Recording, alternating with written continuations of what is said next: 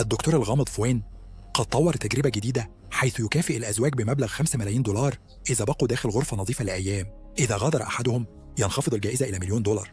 لا يوجد اتصال بالعالم الخارجي ولا ترفيه، فقط رفقة بعضهم البعض. ومع ذلك يمكنهم الحصول على مكافآت عن طريق دفع جزء من أموال الجائزة. الزوجان اليوم هما مايك وكيت اللذان يعتقدان أنها ستكون أموال سهلة.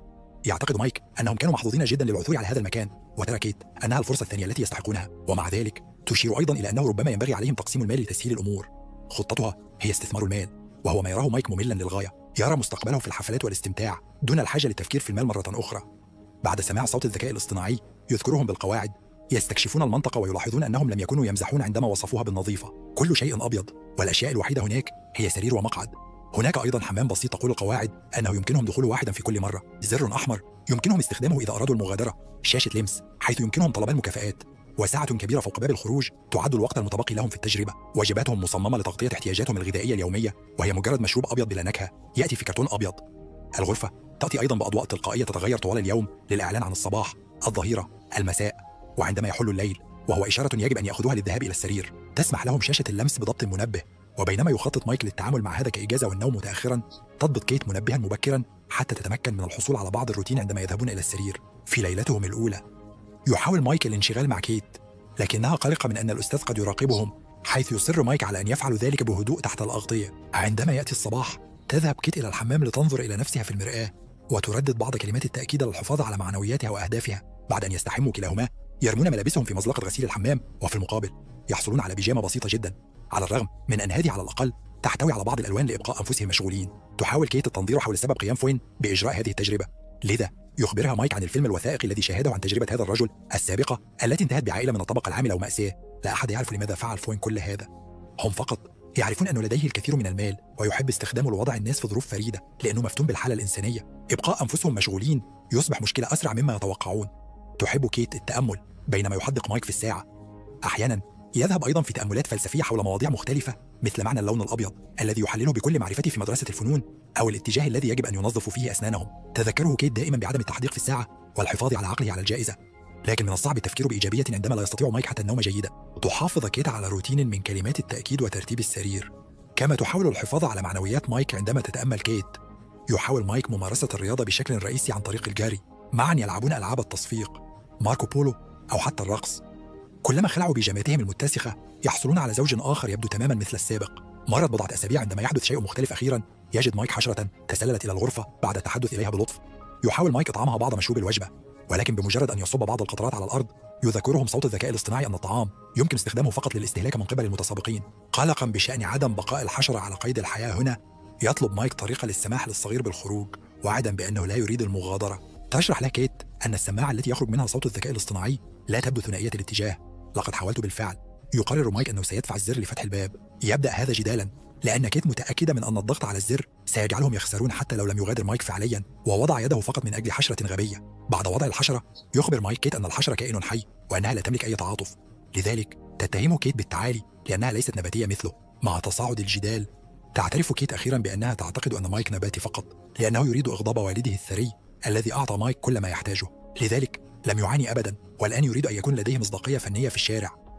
ثم تحاول كيت الابتعاد عن هذه المحادثة، لكنها تنتهي بالخطأ على الحشرة، ويجد مايك صعوبة في تصديقها عندما تقول إنه كان حادثا وتعتذر. يقضي مايك بقية يومه مكتئبا في زاوية حتى يقرر أخيرا أنه قد اكتفى من عدم القيام بأي شيء، إنه ليس صحيا. بما أن كل واحد منهم يمكنه أخذ مكافأتين، فإن مايك سيطلب واحدة حتى لو أخذت $100,000 من جائزتهم. لا توافق كيت، لكن مايك لا يحتاج إلى إذنها، وتنتهي مكافأته بكونها قلم تلوين أخضر واحد. ليس كثيرة، لكن على الأقل الآن يمكن لمايك أن يرسم على الجدران. بعد مشاهدته يرسم لفترة تطلب كيت منه أن يرسمها ويقبل مايك، ومع ذلك يرفض القيام بالصور الواقعية لأنها مملة. يفضل الالتزام بأسلوبه، مما يجعل كيت لا تريد أن تكون نموذجا لها بعد الآن. يرسم مايك حتى لا يتبقى أي قلم تلوين، مما يزعج كيت عندما يترك بقعا خضراء في جميع أنحاء الحمام والمنشفة على الأرض. لاحقا تعتذر كيت عن تصرفها كأنها حمقاء، وتشرح أن هذا أصعب مما كانت تعتقد، لكن على الأقل لم يتبقى سوى 20 يوما. تستمر الأيام في المرور بالملل حتى صباح أحد الأيام تستيقظ كيت لتجد مسدسا في الحمام. إنهم خائفون جدا من التحقق مما إذا كان محملا ووجوده مخيف، لذلك يقررون إخفاءه تحت السرير، لأن الذكاء الاصطناعي يمنعهم من وضع الأشياء التي ليست ملابس داخل مزلقة الغسيل. في وقت لاحق يكافئ الزوجان أخيرا بوقت الاتصال الذي سيعرض لهما رسائل أرسلها أحبائهم. يحصل مايك على رسالة من أخته التي تخبره كيف هي ووالديهم لكنها تعتقد أيضا أن مايك لم يعد يواعد كيت. رؤية أخته تجعل مايك سعيدا جدا، لكن كيت لا تريد اتصالا خاصا بها وتصاب بالذعر عندما تضع شاشة فيديو لوالدها الذي أصبح أخيرا خارج الشوارع ويعيش في مأوى للمشردين. بما أن الفيديو لن يتوقف مهما طلبت، تهرب كيت للاختباء خلف مدخل الحمام وتبكي، ويأتي مايك ليواسيها بعد النوم بالتشبث بيأس بصديقها. لا تنهض كيت عندما يعلن المنبه الصباح وتبقى في السرير طوال اليوم لأنها سقطت في حالة اكتئاب.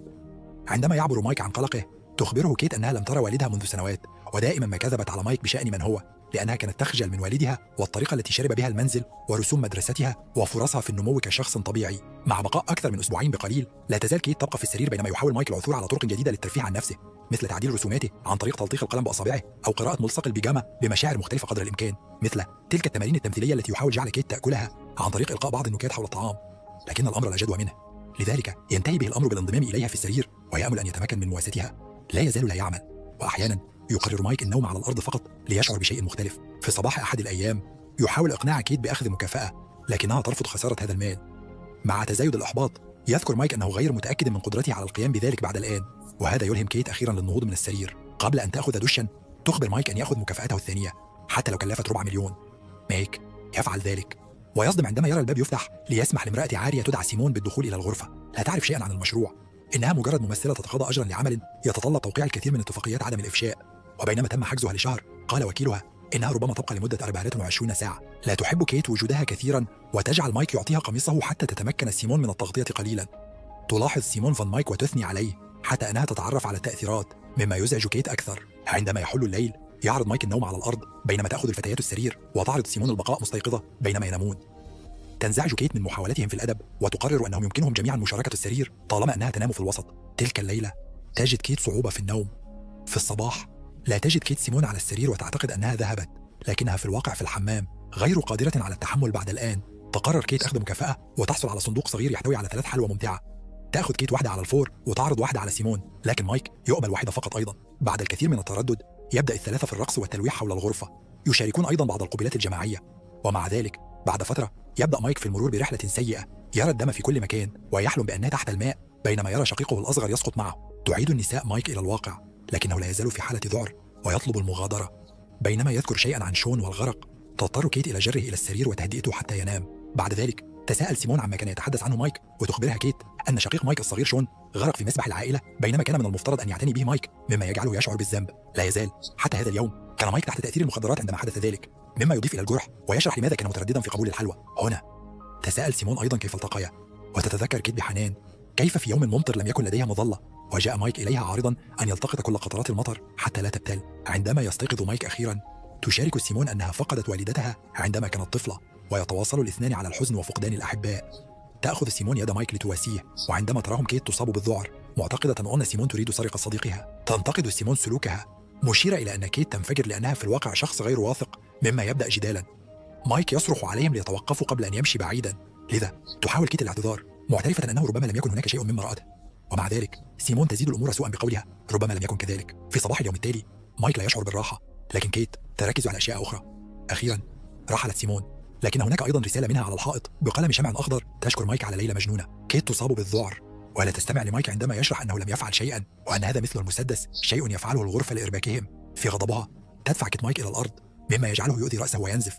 يبتعد مايك عنها مذكرا إياها بأنه لم يخنها أبدا حتى عندما انتقلت إلى نيويورك، كما أنه توقف عن رؤية أصدقائه الأغنياء المزعومين حتى لا يجعلها غير مرتاحة، ولم يكمل دراسته الجامعية ليبقى في المنزل معها عندما كانت مكتئبة. ومع ذلك كل ما يحصل عليه في المقابل هو الغيرة. كيت وتواصل الاعتذار، لكن محادثتهم تقاطع عندما يبدأ مايك بالشعور بالدوار من الجرح.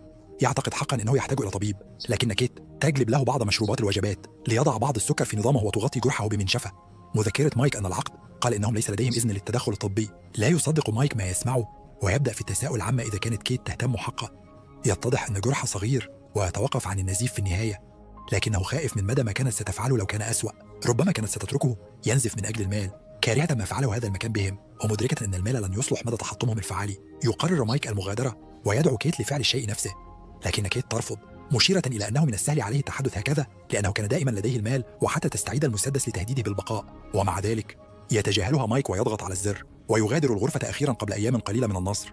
بعد الكثير من الاستلقاء والذعر في الحمام، ترى كيت رسم قطرة المطر على الحائط، مما يلهمها للاقتراب من الزر أيضا والنظر في خياراتها. مع بقاء يومين فقط بعد عدة أشهر، يذهب مايك الآن العازب للركض عندما يرى كيت تخرج من مبنى. لم يروا بعضهم البعض منذ الغرفة، وقرروا الذهاب في نزهة للدردشة والتواصل. لكن عندما يسأل مايك كيت إذا كانت قد غادرت الغرفة أو فازت، تتجنب السؤال. على الأقل تقدم اعتذارا عما حدث. بينما يمشون بعيدا، يتضح أن المبنى هو ملجأ للمشردين، والذي يحتوي على لوحة تقول إن تبرعا مجهولا سمح لهم ببناء المطبخ الجديد. في هذه الأثناء، في الغرفة النظيفة، يصل زوجين جديدان لتحدي الغرفة. تأكد من الاشتراك وتفعيل الإشعارات حتى تتمكن من مشاهدة المزيد من الفيديوهات مثل هذا.